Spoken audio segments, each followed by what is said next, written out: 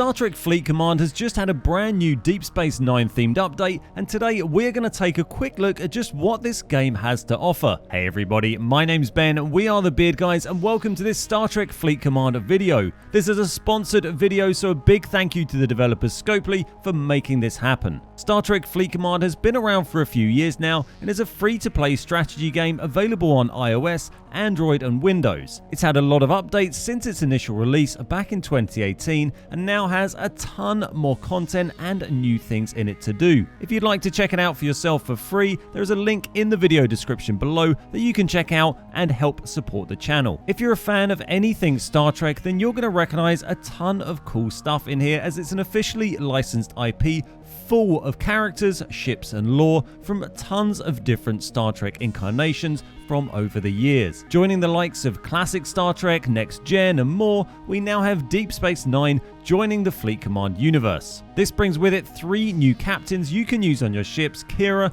O'Brien and Ben Sisko, as well as new missions and huge Alliance starbases that you can build and grow as a community. Since DS9 is obviously the best Star Trek series in existence, I was extremely keen to take a look at this game for the very first time, and I've been playing around with it over the last few days. The core of the game revolves around building and upgrading your starbase and the various structures within it and outside it, such as buildings to acquire resources, research facilities, shipbuilding yards, and much more. The other big part of the game is building and crewing your ships and sending them out on missions. You can control these missions completely manually, and these ships can go out hunting down bad guys, carrying out missions to save or hunt people down, go mining, and a load of other things. What I found really enjoyable on Fleet Command compared to a lot of other free-to-play mobile games I've played over the years is that there was always something you can do. A lot of mobile games I've played in the past give you a few minutes of clicking about,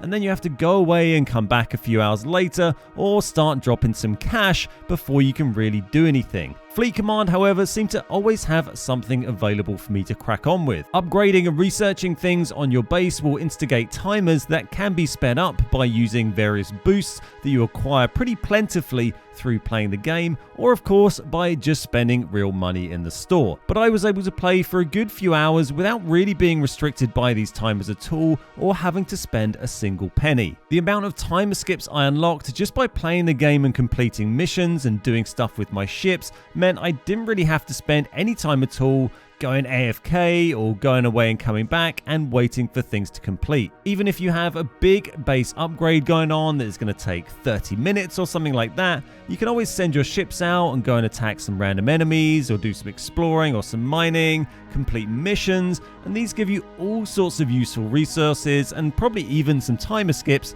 that can then speed up your progress on your base. As well as this, it'll also help level up your ships and their crews. I've honestly not really been a big mobile gamer of late, so it was really nice to have a Windows version of it to play, and I definitely put in more time at playing it than I probably should have done when I should have been recording and editing this sponsored video. In the limited time I've had, I wasn't able to unlock any of the DS9 captains, but I was able to get a bunch of different Star Trek captains unlocked and leveled up pretty well, including Geordi LaForge, Riker, Data, Deanna Troi, and several others. I found it pretty satisfying cruising around and seeing how many enemy ships I could destroy whilst my base was upgrading, and I'm definitely keen to keep at it and see where I can get to. The Alliance and community side of the game looks really interesting and is something I've only really touched the surface of, but with the addition of the new Alliance starbases, this looks like something you could really get into, with loads of alliances organizing things via Discord servers and taking things pretty seriously if that's the kind of thing you're into. Or there's others that are just out there to help new players learn the game. The new Alliance Starbase features that have arrived with this update will make alliances even more important and dynamic when playing Star Trek Fleet Command. You'll be able to work together with a group of other players to build and upgrade your bases, which will in turn assist you in controlling new unique resources in your systems, as well as providing buffs to the players that help build them. These starbases add even more depth to what already looks like a pretty in-depth game. The 3 new captains that Deep Space Nine brings into the game are all focused around ship survivability over damage, and they also bring with them a load of new in-game missions that will follow the narrative of Deep Space Nine. Captains and their unique abilities are another aspect of the game I found really interesting to dive into, with dozens of Star Trek characters available, each with their own skills in different areas that could be for defense, attack, mining, or any of loads of other specializations. The sheer amount of different ships you can build, as well as the skins you can put on them, is also pretty impressive. You start off with a tiny little runabout that can just about hold its own against level 1 enemies, and you can eventually upgrade and have your very own Enterprise or Bird of Prey sitting on your starbase. You can also upgrade the docks on your starbase and have multiple ships and have a full-on armada of massive spaceships flying around doing your bidding. Exploring the many systems and galaxies in this game with these awesome ships is really rewarding, and I would love to get my hands on one of those late game ships. It's worth mentioning that all the gameplay and progress in the video today was done by myself without spending a penny on anything in the store over the course of about 3 hours.